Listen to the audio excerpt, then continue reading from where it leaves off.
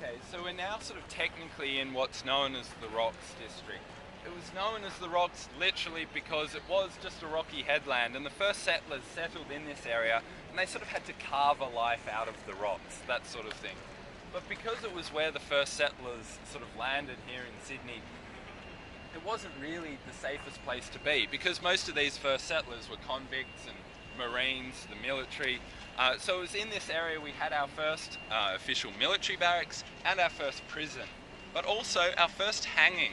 So the first hanging was only about a month after they arrived here in Sydney, and it was the hanging of a young man named Thomas Barrett, who was only about 17 years old.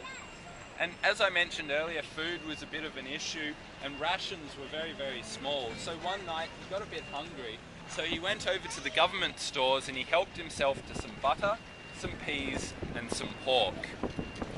Unfortunately, he was caught doing this, and this was a hangable offence. So the next day he was hanged, and it was a public hanging, so everyone was forced to attend. It's not really a nice way to start your trip to the colony. But so the other thing about the convicts that were sent out to Sydney was that the official age at which you were an adult and allowed to be transported to Sydney was 7. So there are stories of like little girls stealing another girl's dress and being transported out to Sydney, so not really that great. But so then behind you there you can see what's known as Cadman's Cottage, which is one of the oldest houses in Sydney. Again, probably designed by Francis Greenway, but no one's really too sure. It was originally home to the coxswain, or the overseer of government boats. So basically, before we had any docks here in the harbour, the ships would moor out in the middle of the harbour and they'd have to send out little boats to meet them. And these boats would be rowed by convicts. So someone had the job to make sure that the convicts didn't just keep rowing off out to sea and try and make some sort of escape. So this was the job of the coxswain, or the overseer of government boats. And it was named after John Cadman, who was the coxswain here for the longest period of time, about 19 years.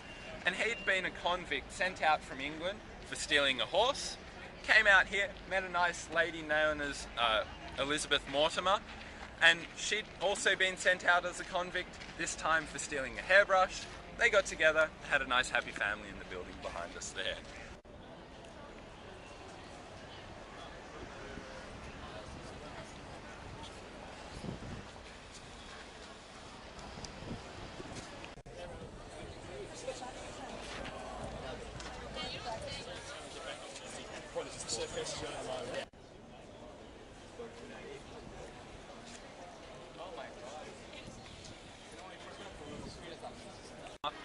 And as you can see, it's home to the Rocks weekend markets every Saturday and Sunday.